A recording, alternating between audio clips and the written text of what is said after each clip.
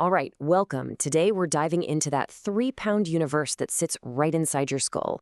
We're going to be drawing from Michael Shermer's Science Friction to see how our brains are, well, they're incredible pattern-finding machines, but they're also our most convincing tricksters. To show you exactly what I mean, let's just jump right in with a quick test. Okay, so take a quick look at this image. Don't overthink it. Seriously, what's your first gut reaction? How many squares do you see? You got a number in your head? All right, hold on to that number for a second. So if you said 16, congratulations. You're with the majority. That's what pretty much everyone sees at first glance, that obvious 4x4 grid, right? It's the simplest, clearest pattern, and our brain just latches right onto it.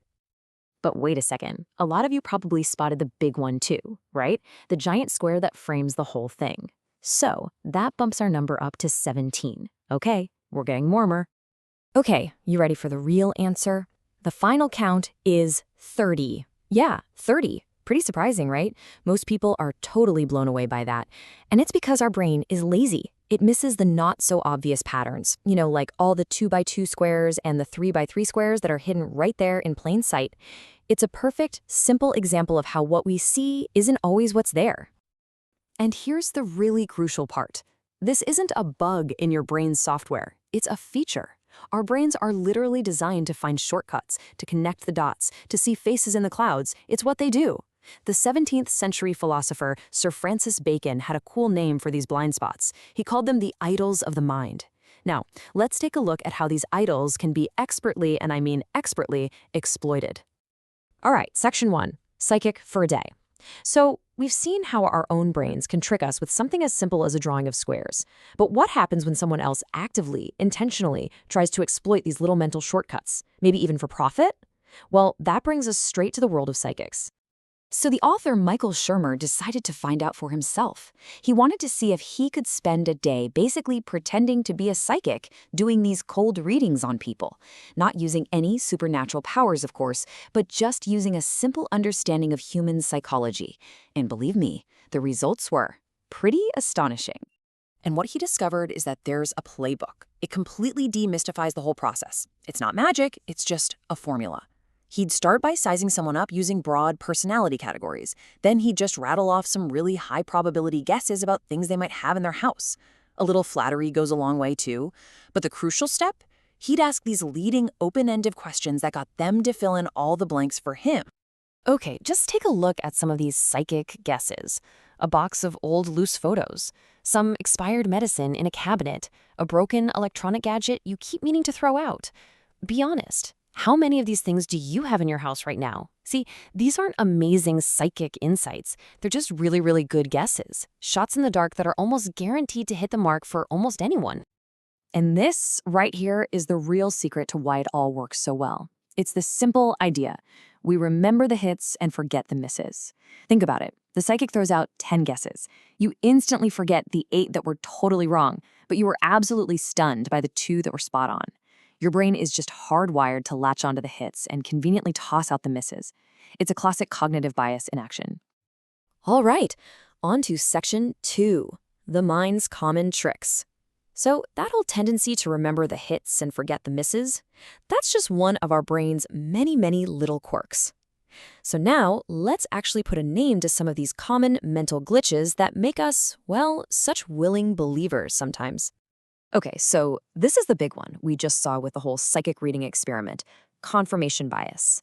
Basically, our brain acts like a really biased lawyer. It's constantly searching for any piece of evidence that supports what we already believe to be true, and it just conveniently ignores or dismisses anything that might contradict it. You kind of wanted to believe the psychic was real, so your brain zeroed in on the correct guesses and filtered out the rest. And here's another really fascinating one called the attribution bias. Shermer and his colleague found this in a study. When they asked people why they believe in God, they'd get these very intellectual, logical reasons, like the design of the universe. But then, when they asked the same people why other people believe in God, the answer has changed. Suddenly, it was all about emotional reasons like needing comfort or finding meaning. Isn't that interesting? We think our own beliefs are based on pure logic, but other people's beliefs, oh, that's just emotion. Okay, this next one might be my favorite. There was a survey that asked Americans who they thought was most likely to go to heaven. Mother Teresa. She did pretty well. She got 79% of the vote. But you know who scored a whopping 87%? The very person who was answering the survey. We all have this tendency to believe we're just better than average. It's a real psychological quirk, and it's got the perfect name: the Lake Wobegon effect. Which brings us to Section 3, a skeptic's toolkit. So, okay, it's pretty clear our brains are riddled with these biases and shortcuts. The big question is, what can we actually do about it? Well, this section is all about the solution. It's about the tools we can use to start thinking just a little bit more clearly. Okay, let's start with a really interesting claim. This was something being used in actual hospitals. It's called therapeutic touch, and practitioners claimed they could actually feel and manipulate a human energy field just by waving their hands over a patient's body. They said it could help people heal. So how in the world do you even begin to test a claim like that? Well, as it turns out, the answer came from a 10-year-old girl named Emily Rosa for her 4th grade science fair project. I'm not kidding. Her test was brilliantly simple. She had the practitioners stick their hands through a screen so they couldn't see. Then she'd flip a coin. Based on the coin flip, she'd hold her own hand over either their right hand or their left. All they had to do was feel her energy field and tell her which hand she was hovering over. That's it. So what were the results? The practitioners were correct only 44% of the time. Now think about that for a second. If you were just randomly guessing, you'd get it right 50% of the time. Their performance was actually worse than pure chance. With one simple, elegant experiment, a 4th grader proved the entire claim had no basis in reality. And this really gets to the heart of it. Being a true skeptic isn't about being negative or cynical all the time. It's about having a method. It's about that simple but incredibly powerful act of just asking the question, how can we test this? And then, just as important, having the discipline to follow the evidence, no matter where it leads. And that leads us to our final section, the virtue of not knowing. Because look, we have the tools now, but maybe the most important tool of all isn't really a technique. It's an attitude. The goal isn't to pretend you know everything. It's about how you approach the things you don't know, with a little bit of humility and a lot of curiosity. I absolutely love this quote from Paul Kurtz. It's such a vital reminder that the tools of skepticism, they have to be applied to ourselves first and foremost. No one gets a free pass, not even the skeptics. The whole point isn't to just trade one set of rigid beliefs for another.